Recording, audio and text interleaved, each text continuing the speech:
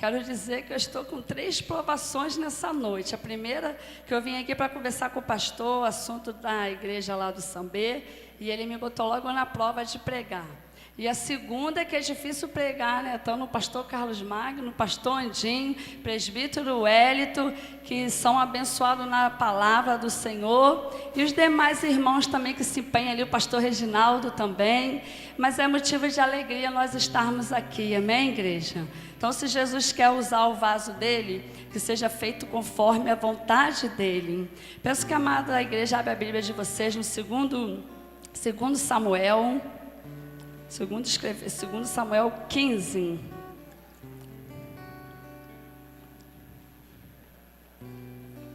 Aleluia, Jesus. E a terceira é servir de cobaia. Só a misericórdia do Senhor. Jesus. Amém. Que Jesus seja honrado. Todos já acharam? Vamos ficar de pé em referência à palavra do nosso Deus, a qual é digno de honra, de glória. Quando a gente sabe que vai pregar em determinados lugares, né, pode ser em igreja, em culto no lar, em qualquer lugar, a gente sempre procura ler uma palavra, medita, estuda. Mas como eu não sabia que eu ia trazer a palavra, o Espírito Santo ele vai dando a cada um de nós.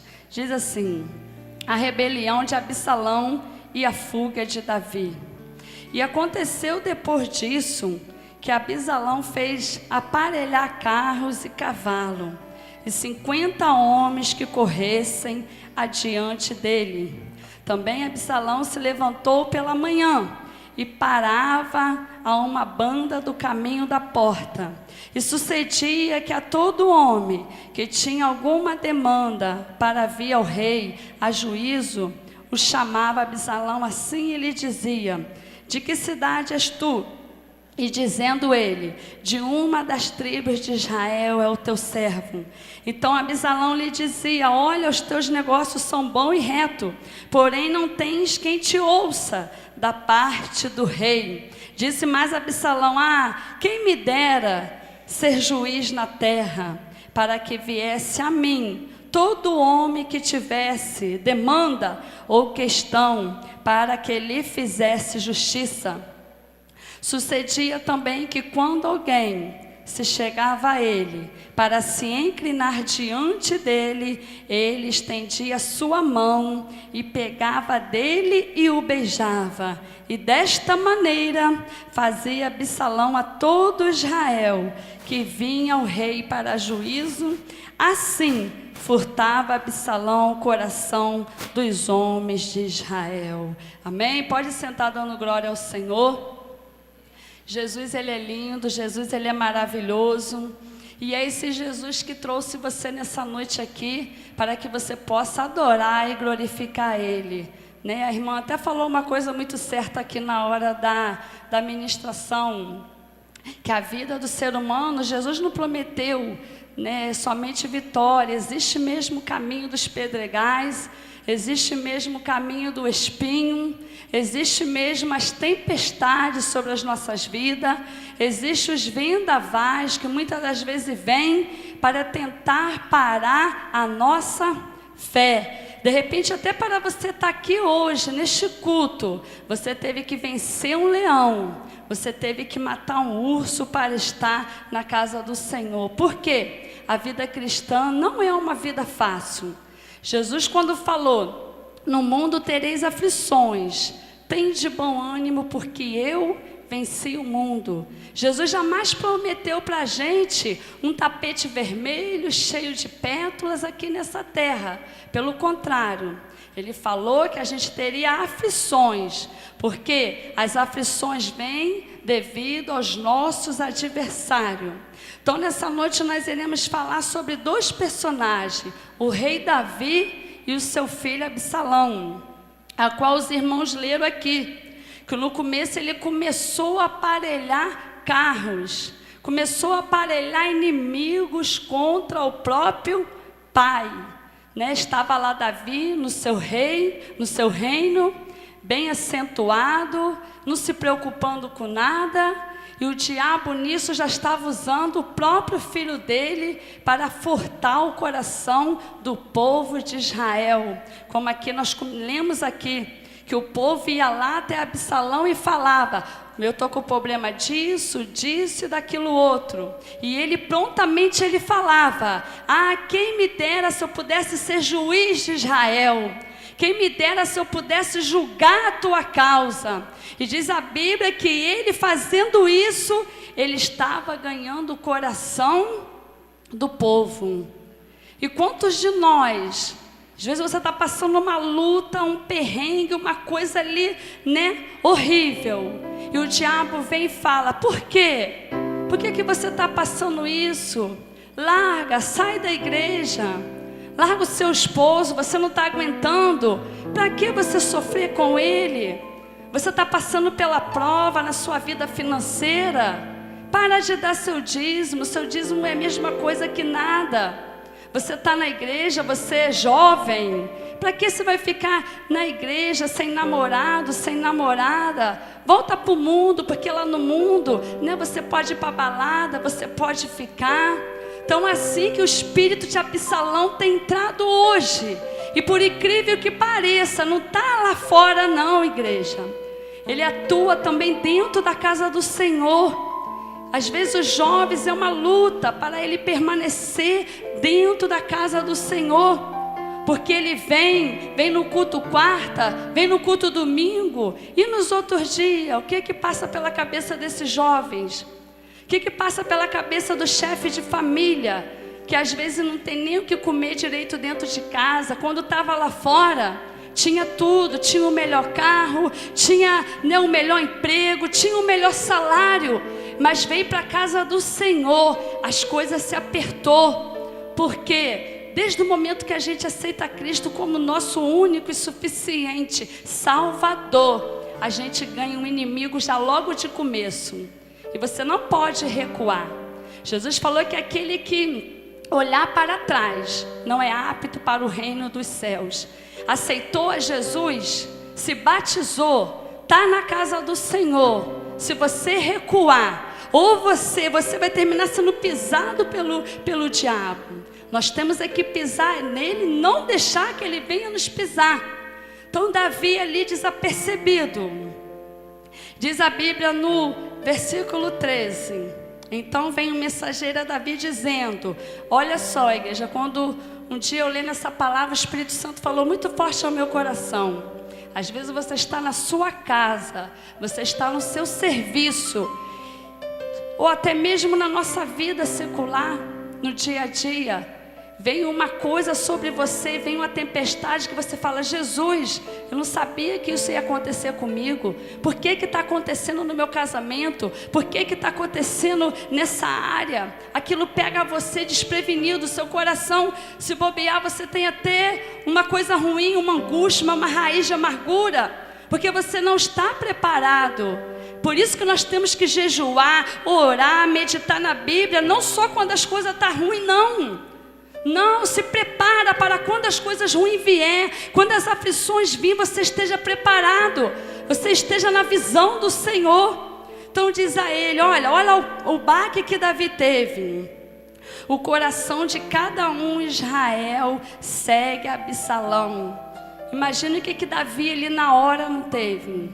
É como uma esposa às vezes sabe que o esposo traiu ela. Todo mundo sabe, mas às vezes a esposa não sabe. Às vezes o chefe de família, todo mundo sabe que o filho é drogado, mas ele não sabe. Aí quando vai ver está sendo preso, quando vai ver está sendo mal falado. E a pessoa: meu Deus, eu jamais pensei que isso ia acontecer comigo. E olha Davi no desespero dele, ele disse pois a Davi a todos os seus servos que estavam com ele em Jerusalém: levantamos e fujamos, porque não poderíamos escapar diante de Absalão. Dai-vos pressa a caminhar, para que porventura não se apresse ele e nos alcance, e lance sobre nós algum mal, e fira a cidade a fio da espada. Irmãos, lindo isso daqui. Dá para imaginar que esse mesmo homem aqui foi aquele homem que com uma pedrinha matou o gigante? Que muitas das vezes a gente só vê Davi como tal, né? Davi matou o urso, Davi matou o gigante, Davi com uma pedrinha, Deus foi lá na hora e matou o gigante. Então, aqui a palavra do Senhor nos mostra que Davi na mesma hora deu um desespero dele. Vamos levantar, vamos fugir porque ele vai vir, quando ele vir, nós não vamos conseguir com ele. E diz a palavra do Senhor Deus aqui no 30: e subiu Davi pela subida das oliveiras, subindo e chorando, e com a cabeça coberta, e caminhava com os pés descalços, e todo o povo que ia com ele, cada um com a sua cabeça, e subiam chorando sem cessar. Olha o homem de Deus que lá atrás foi um homem a qual os outros falaram: Saul matou milhares, mas Davi os seus, milhares, dezenas de milhares, melhor dizendo. Um homem que lá no começo tinha todo o vigor, tinha toda a força, mas por causa de um pecado a qual ele cometeu com Betseba, o próprio Deus falou que da casa dele ia suscitar todo o mal. Todo mal. E Davi, como um homem guerreiro, como ele era, um homem de Deus, um homem segundo o coração de Deus, constituída a menina dos olhos de Deus, passou por esse momento, subindo, chorando.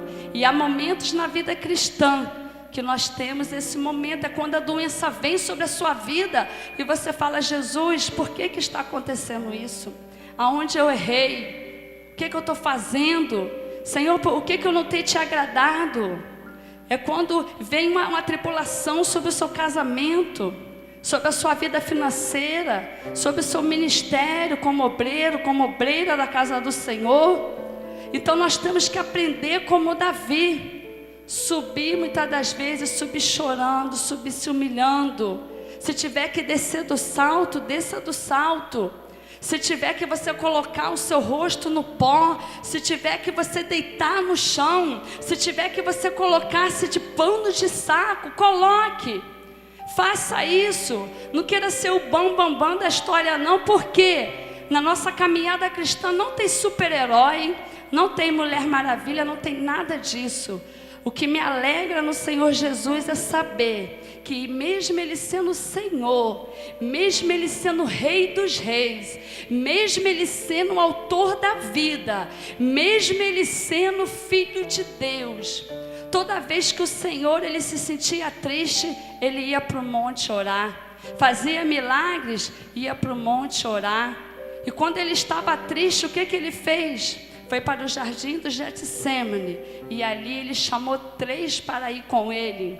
Ele, como sendo filho de Deus, poderia ir, não, eu vou sozinho, porque eu vou enfrentar o diabo sozinho, porque eu vou enfrentar a cruz sozinho, porque eu vou fazer tudo sozinho. Até na multiplicação dos pães, o Senhor, Ele foi lá e mandou os discípulos ir dar aquela multidão.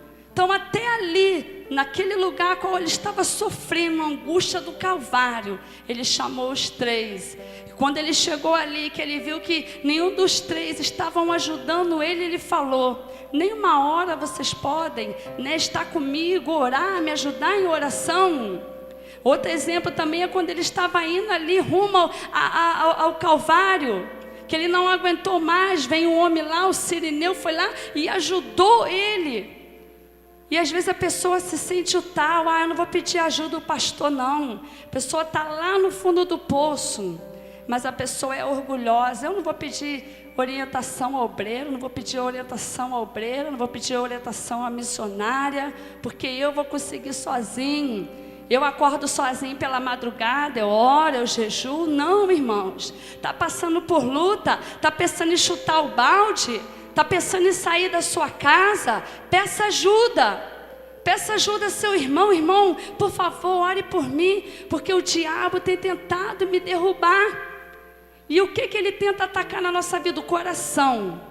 Todo dia ele lança um dardo, todo dia ele lança uma seta. Às vezes você acorda o dia maravilhoso, ele usa alguém, lança aquela seta para você, acabou o dia. Acabou o dia porque ele sujou teu coração. E a cada dia a gente tem que aprender a vigiar.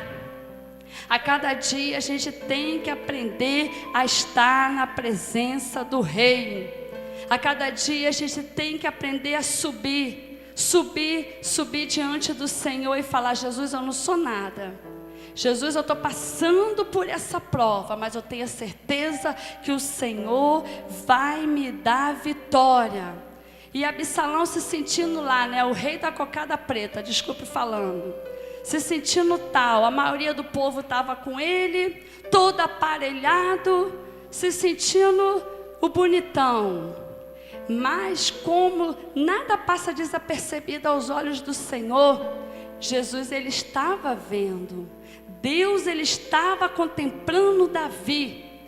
E Deus, que é coisa mais que move o coração do Senhor, é quando um crente chora diante dele. Se você está com vontade de chorar, se você está com vontade de desabafar, faça isso, porque o Senhor, ele contempla. A Bíblia diz que ele habita no alto e santo lugar. Eu sempre gosto de falar isso. Mas ele habita também com contrito de coração. Então ali Deus vendo Davi subindo, Davi descalço, Davi com a cabeça coberta de vergonha. Davi não era um homem comum, Davi era o rei de Israel, a qual muitas pessoas tinham desejo de ter esse cargo.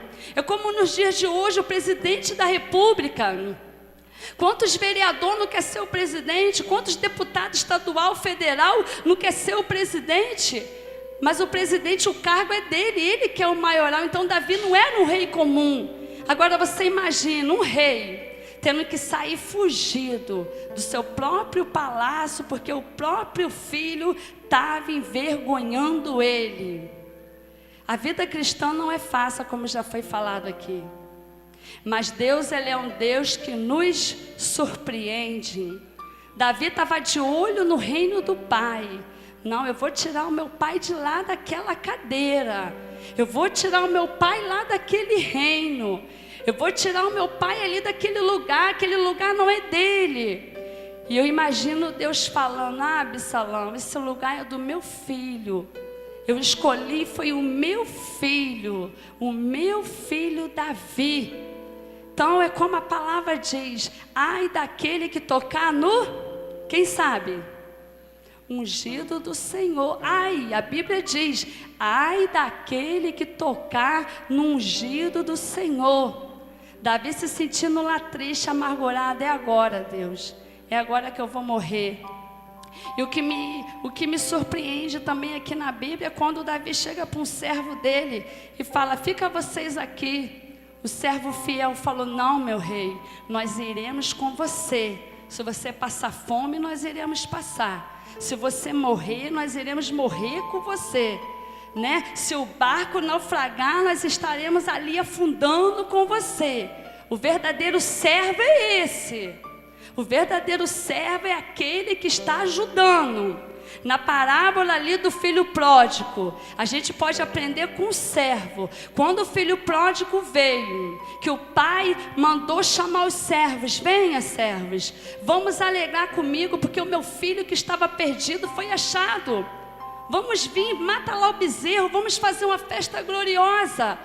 Quem estava dentro da casa? O servo. O filho estava lá no campo. O filho, qual era irmão, né, do filho pródigo, o irmão estava lá no campo, não estava sabendo nada que estava acontecendo na casa, dentro da casa. E quantos que às vezes, em vez de estar aqui dentro, ouvindo a palavra, prestando a palavra, está com um pensamento lá fora, pensando amanhã na conta que tem que pagar, pensando amanhã nisso, que vai resolver aquilo outro, está com o pensamento, ó, lá fora, meditando lá fora. Mas Jesus, ele quer que a gente venha estar aqui dentro, adorando e bendizendo ao nome dele. Então Davi, quando ele foi ali para aquele lugar, né, triste, amargurado, pensando que tudo tinha acabado, tudo. Quantas das vezes vem o desespero sobre a nossa vida? Acabou, Jesus, não tem mais saída. O médico falou que é estado terminal, mas é Jesus que dá a última palavra. É Jesus que quando um casamento não tem mais jeito, não tem mais amor, é Jesus que é o amor que entra ali e que restitui aquele casamento. É Jesus que faz o viciado em cocaína, em crack, a ser um jovem abençoado dentro da casa do Senhor. É Jesus que faz da prostituta, né, uma mulher chefe de família, uma mulher honrosa. É Jesus que faz do homossexual ser um homem direito, um homem que vem até estar no altar do Senhor e casar. Mas às vezes tem incrédulo até dentro da igreja que não acredita nisso. Conversa fiada que Jesus muda a homossexual, lésbica, nada missionária. Isso é mentira. Não é mentira, não. Aqueles que estão em Cristo, nova criatura é. Eis que as coisas velhas já passaram e eis que tudo se fez novo. Então pode entrar um mendigo aqui, pode entrar um viciado, pode entrar o que for. Se ele entrar aqui neste altar perante o Senhor e ele se humilhar e falar: Jesus, eu quero te conhecer. Senhor, eu quero abrir o meu coração. Jesus, eu quero dar uma nova chance à minha vida. Jesus, eu deixo o Senhor entrar em mim. Na mesma hora, Jesus vem, abraça ele, limpa ele. Esse é o Deus que a gente serve. O Deus que a gente serve não é só o Deus dos pastores, não é só os deuses das missionárias, não é só os deuses do ministério de louvor, que todo mundo vê bonitinho cantando, não. Enquanto vocês estão ouvindo aqui a palavra do Senhor, o Senhor Jesus está contemplando aquele que está lá fora nesse momento, querendo se matar, com a mão cheia de remédio, de repente com uma faca querendo cortar o pulso. Jesus está vendo aquele que está roubando, mas ele está falando: Senhor, eu quero sair dessa vida. Jesus está olhando eles. Jesus quer que a gente vá até eles e falar do amor deles. Jesus não quer que você venha somente no culto, assista ao culto, né? Assista não, cultue ao Senhor, melhor dizendo, que essa palavra é até errada. Vamos assistir um culto, não. Essa palavra é erradíssima. Vamos cultuar ao Senhor. Desde o momento que você já sai da sua casa, você tem que sair com o desejo: Jesus, eu vou na tua casa hoje não para ver quem vai pregar, para ver quem vai louvar, reparar. Não, você vem, entrou ali, fecha os seus olhos, se dedica. Não fica olhando para fulano, para ciclano, se está pulando, se não está, se a irmã está cantando mal, se a irmã está cantando bem. Não, se dedica: Senhor, nesta noite eu separei estas 2 horas para ouvir a Tua palavra, para buscar ao Senhor. Eu quero ter sensibilidade, porque você só tem 2 horas para estar aqui nesse lugar, e as outras 22 horas durante o dia, durante a noite, o que passa na sua mente? Então quando você vir, faça como o salmista Davi falou: oferecer-te-ei sacrifício de louvor. E Deus, Ele só vai vir se você dar lugar. Agora, às vezes a pessoa sai ao culto, não foi bom. O pastor pregou, não foi legal. A missionária pregou, Michele cantou, não foi legal. Não, não foi legal porque você está mal com Deus. Mas às vezes pode estar uma criança aqui ministrando, louvando, e você abre o seu coração. Jesus, Ele vem de uma tal forma que você acha tudo lindo. Ah, Jesus, até esse teto está bonito. Porque você olha as coisas de Deus com clareza. Você não vê imperfeições. Você vê a luz do Senhor Jesus. Então Absalão, se sentindo, né, o maioral, diz a Bíblia que ele foi ali para o campo. E ele indo ali, né, debaixo de um carvalhais, o cabelo dele, a qual era a vaidade dele, que diz a Bíblia que de ano em ano ele ia lá, cortava e vendia. E ele era um homem bonito, né? Ele não era feio. A Bíblia mesmo diz que ele era um homem formoso, um homem que chamava atenção.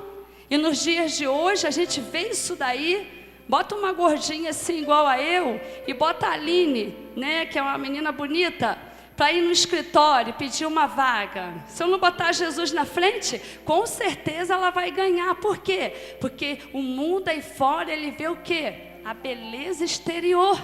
Se eu não botar Jesus, eu vou lá porque essa vaga é minha, né? Mas se o homem for olhar com os olhos, não, eu vou dar para ela, porque com certeza ela é mais bonita, ela é mais nova. Então Absalão, tá rindo, né, irmã? Então Absalão, ele era assim. Quem não queria ter um rei bonito? As mulheres lá devem ter, no começo, ficaram encantadas com Davi. Não, mas espera aí, Davi já está um pouquinho velho, vamos ficar de olho agora em Absalão, porque era assim. Tanto que Saul, quando estava meio fraquinho lá, as mulheres logo cantaram para Davi. Então começaram a ficar de olho logo em Absalão. E ele foi morrer justamente na vaidade dele. Diz a Bíblia que ele passando com a mula foi embora e o cabelo dele enrolou na árvore. E ali ele ficou pendurado. Não morreu rápido. E eu creio que essa seja a pior morte, né? Se você levar um tiro, de repente, morreu. Acabou na hora. Mas se você estiver em algum lugar que ser queimado, se você sofrer um acidente de carro e ficar ali agonizando, creio eu que deve ser uma coisa horrível. A pessoa para pensar em tudo que ela fez. Então Deus, ele deu tempo de Absalão de repente até se arrepender. Qual ele ficou ali com o cabelo ali, eu creio que ele deve ter pensado, meu Deus, se os irmãos aqui, eu não sei, alguém aqui já passou assim por um estado de quase passar pela morte? Levanta sua mão. Deve ser horrível, né? Esses dias mesmo eu fui em Pirineus lá, quase me afoguei, fiquei desesperada lá, o rapaz foi lá correndo e me socorreu.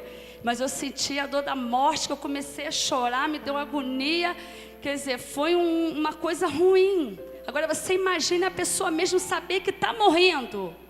E diz a Bíblia que os mensageiros foram correndo lá e falaram para Joabe: Joabe, Absalão está lá preso. Aí Joabe falou: por que você não matou ele? Aí o servo falou: por um acaso você não viu quando Davi falou que não era para a gente tocar em Absalão? Eu não vou tocar no filho do rei. Eu não vou tocar, olha a reverência desse servo. Eu não vou tocar nele não. Aí diz a Bíblia que Joabe foi lá com os homens e mataram o filho de Davi, mataram Absalão, a qual morreu porque teve a cobiça no coração. Eu vou subir ao trono do meu pai, como o próprio Satanás fez com Deus, né? Subirei alto, vou ser igual a Deus, vou subir além. Eu não quero ficar sendo por baixo de Deus não, eu vou ser mais do que Ele. E Absalão estava com isso, mas Deus tinha um propósito muito grande para com Davi. Tanto que o nosso Jesus, a qual a gente ama tanto, a qual a gente reverencia tanto, Jesus, ele é descendência de Davi. E o que mais me alegra é quando Davi falou que queria fazer um templo para Deus. Não, eu vou fazer um templo porque o meu Deus, ele vive em tendas e eu não quero isso. Eu vivo no melhor, eu vivo no palácio. Mas Deus foi lá, usou o profeta e falou: não, fala para Davi que ele não vai poder fazer esse templo, mas o filho dele, Salomão. Mas só que Davi não sabia que lá na frente ele ia ter na descendência dele que disse que em 3 dias ele derrubaria o templo que era ele mesmo, que era o Senhor Jesus. Deus estava olhando lá na frente. Davi, enquanto você está preocupado somente com o templo aqui, com tijolo, com madeira de cedro, com joias, com coisas da carne, eu vou fazer na sua vida coisas maiores, Davi. Vai vir o meu filho, a qual será da sua descendência. Então valeu a pena porque Deus restituiu Davi de novo ao lugar dele. Então quando você estiver passando por luta, passando por prova, vai até na frente, não recuem, não recuem. Uma das palavras que eu acho muito linda da Bíblia também é ali em Esther, onde tem a Amã e Mardoqueu, né? Amã estava se sentindo tal, fazia com que o povo se ajoelhasse diante dele, mas diz a Bíblia que existia um judeu, o Mardoqueu, a qual era tio de Esther. Diz a Bíblia que ele passava e ele não curvava a cabeça, ele não curvava. Tanto que esse homem depois lá na frente fez conspiração, fez uma forca para Mardoqueu, mas Mardoqueu foi fiel até o fim. E a forca que ele preparou para Mardoqueu, quem terminou na forca foi ele mesmo. Então não abaixa a sua cabeça, vem as lutas, vem as provas, vem as bandejas do mal sobre a sua vida. Renuncie. Jesus, eu não aceito isso. Jesus, eu quero te servir de todo o meu coração, de toda a alma. Senhor, se eu tiver que passar por luta, se eu tiver que chegar no céu todo moído, eu vou chegar. Se eu tiver que chegar lá igual uma carne moída, toda moidinha, com os ossos todo, quebrado, chegue. Mas não recue, igreja, não recue. Saiba que o seu Deus, Ele é um Deus grande. Saiba que o mesmo Deus que viu Davi ali, chorando, subindo e falando, não, no meu servo Absalão não vai tocar. No meu servo ele não vai tocar, porque Davi, ele é o meu ungido. Eu não escolhi, não foi Absalão, eu escolhi foi Davi. Davi que é o meu ungido. Se eu coloquei ele, é ele que vai ficar, o reino é dele. Se Deus te chamou para você ser uma missionária, não deixa que ninguém tira o que Deus te deu. Se Deus te chamou para você ser um presbítero, ser um diácono, ser uma diaconisa, ser um ministro de louvor, seja lá o que for, até a zeladeira mesmo da igreja, Deus te deu, seja fiel. Seja fiel no que o Senhor te deu, porque tem uma promessa, seja fiel no pouco, que sobre o muito te colocarei. Às vezes a pessoa chega hoje na igreja, não é nem auxiliar de trabalho e já quer ser pastor. Não, nós temos uma escada. Temos uma escada que nós devemos subir a cada dia. Cada dia nós vamos vencer o mal. Cada dia nós vamos vencer o mal e vamos ter vitória em Cristo Jesus. Então é essa palavra que eu deixo para vocês. Não recuem. Não recue jamais. Se tem vindo pedradas contra você, se tem vindo tribulações, se tem vindo afronta, decepção, rebelião, seja lá o que for, faça como Davi, chore, chore. Tem até um hino que fala, que o crente quando chora, alguma coisa assim, como é que é, Michele? O crente quando chora, Gileia Mendonça, o Senhor responde. O crente quando chora, o Senhor responde. Qual foi a mulher na Bíblia que quando ela orou, chorou, Deus respondeu ela? Esse livro aqui que nós acabamos de ler. Não, nós lemos em Crônica, mas em Samuel também relata isso. Samuel, Ana chorou, Jesus, dai-me um filho, Deus me dá um filho. Diz a Bíblia que Deus um tempo se lembrou de Ana, porque Ana chorou. Ezequias recebeu uma palavra, você vai morrer. Diz a Bíblia que ele ficou ali do lado e chorou, Senhor, lembra de tudo que eu fiz para ti. Então Deus ali olhou as lágrimas dele e deu umas 15 anos para ele. Igreja, não adianta cantar bonito, não adianta pregar bonito, se você não tem uma comunhão com Deus. Tem até uma frase que diz, que adianta eu falar de Deus para o povo, se eu não falo com o Deus do povo? Falar aqui de Jesus para vocês é fácil, mas será que eu tenho falado com Ele? Será que eu tenho buscado a face dEle? Ou será que eu tenho que ser aquele boneco, inflamável, só cheio, cheio, cheio? Mas vem as lutas, vem as provas, coloca ali um alfinete, aquilo ali murcha. Não, nós temos que ter comunhão com o nosso Mestre. A cada dia vem as lutas, vem as